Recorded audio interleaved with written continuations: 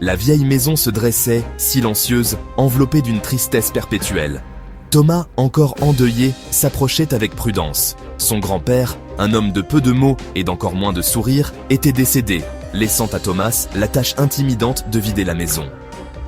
Chaque pas à l'intérieur résonnait de souvenirs, certains chaleureux, d'autres teintés d'une peur d'enfance, qu'il ne parvenait pas à identifier.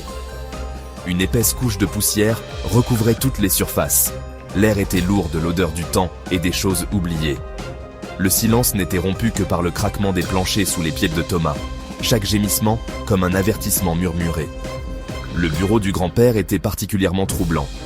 Des livres, leur dos craquelé et délavé, tapissaient les étagères, leurs titres faisant allusion à un savoir obscur et mystérieux. Les ombres semblaient s'accrocher au coin de la pièce, épargnées par la faible lumière qui filtrait à travers les fenêtres sales. Au centre, un lourd bureau en bois trônait comme un juge, sa surface encombrée de papier jauni par le temps. Alors que Thomas commençait à trier les affaires de son grand-père, un sentiment de malaise s'installa en lui. Un picotement à la nuque qui parlait de secrets qu'il valait mieux laisser enfouis. Le grenier, accessible uniquement par une échelle en bois branlante, était une caverne d'ombre et de particules de poussière dansant dans les faibles rayons de soleil qui perçaient les fissures des fenêtres condamnées.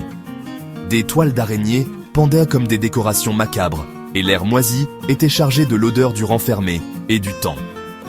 Des mâles, leur cuir craquelé et sec, débordaient de reliques oubliées d'une vie passée. C'est dans un coin reculé, caché sous une pile de couvertures rongées par les mythes, que Thomas fit sa découverte troublante. Une cassette VHS, son étiquette portant un seul mot griffonné d'une écriture tremblante. Puitz. La curiosité, mêlée à un sentiment d'effroi croissant, rongeait Thomas. Il n'avait aucun souvenir que son grand-père ait jamais possédé un magnétoscope, et encore moins qu'il s'intéresse aux vidéos familiales. La cassette était froide et lourde dans sa main, comme imprégnée d'un poids surnaturel. Une envie inexplicable de la regarder, de percer les secrets qu'elle contenait, s'enracina en lui, devenant plus forte à chaque instant. Les images vacillantes sur l'écran révélaient une version plus jeune de son grand-père, son visage lisse, ses yeux clairs et brillants. Il se tenait à côté d'un puits, sa margelle en pierre usée par le temps, ses profondeurs cachées dans l'ombre. Le son était étouffé, déformé, mais Thomas pouvait entendre la voix de son grand-père, psalmodiant dans une langue qu'il ne reconnaissait pas. La scène changea, la caméra tremblant de façon erratique, se concentrant sur un groupe de personnages enveloppés dans des robes sombres. Ils se déplaçaient avec une synchronisation troublante, leur chant devenant plus fort, plus intense. Alors que le rituel atteignait son apogée, la caméra zooma sur le puits, l'image devenant floue avant de se résoudre en un visage horrifiant. Un visage, pâle et maigre, fixait Thomas, ses yeux brûlants d'une lumière impie. Un cri, rempli d'une terreur inimaginable, déchira les haut-parleurs, puis le silence.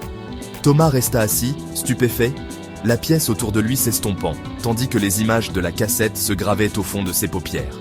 Son grand-père, un homme qu'il pensait connaître, avait été impliqué dans quelque chose d'obscur, quelque chose de terrifiant. Sa mère, le visage pâle et tiré, confirma ses pires craintes. Son grand-père, avoua-t-elle, avait été obsédé par l'occulte, attiré par les rituels anciens et les savoirs interdits. Le puits, expliqua-t-elle, avait été au centre de son obsession, un conduit vers un royaume au-delà de la compréhension humaine. Il avait accompli des rituels, cherchant le pouvoir, cherchant des réponses, mais avait libéré quelque chose de maléfique dans le monde. Les psalmodies, murmura-t-elle, avaient commencé cette nuit-là. Un son grave et plaintif qui semblait émaner du puits lui-même.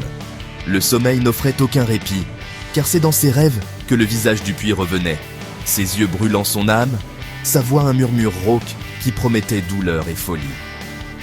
Le puits, autrefois source de vie, était désormais un sinistre rappel des péchés de son grand-père. Une porte vers des ténèbres qui menaçaient de le consumer. Chaque nuit, les psalmodies devenaient plus fortes, la présence dans le puits plus puissante, un rappel constant que certains secrets sont mieux enfouis et que certaines portes sont destinées à rester fermées.